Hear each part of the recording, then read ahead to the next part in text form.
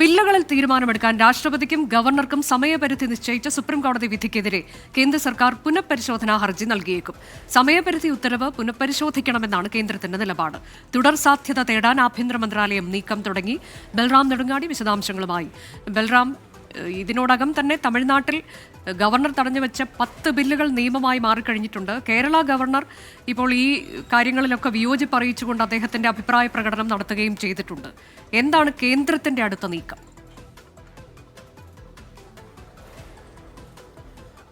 അനുജ, ഈ വിഷയത്തിൽ തമിഴ്നാട് സർക്കാർ അസാധാരണമായ തരത്തിലുള്ള ഒരു നീക്കം നടത്തിയിരിക്കുന്നു.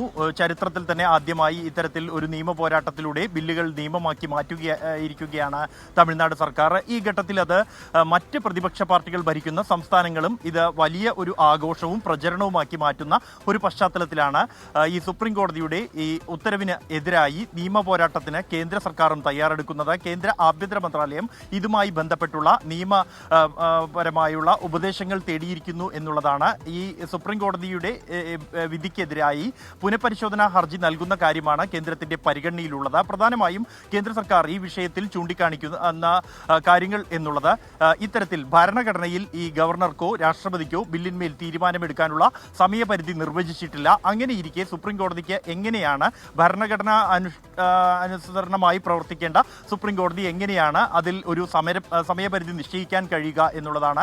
മറ്റൊരു കാര്യം എന്നുള്ളത് വിഷയത്തിൽ രാഷ്ട്രപതി സെക്രട്ടേറിയറ്റിന്റെ വിശദീകരണമോ വാദമോ ഒന്നും തന്നെ സുപ്രീം കോടതി കേൾക്കാൻ തയ്യാറായിട്ടില്ല. കൂടാതെ കേന്ദ്ര സർക്കാരിന് കേന്ദ്ര ആഭ്യന്തര മന്ത്രാലയത്തിനോ മതിയായ തരത്തിൽ വിശദീകരണം നൽകാനുള്ള അവസരം ഈ കേസുമായി ബന്ധപ്പെട്ടാൽ ശരി.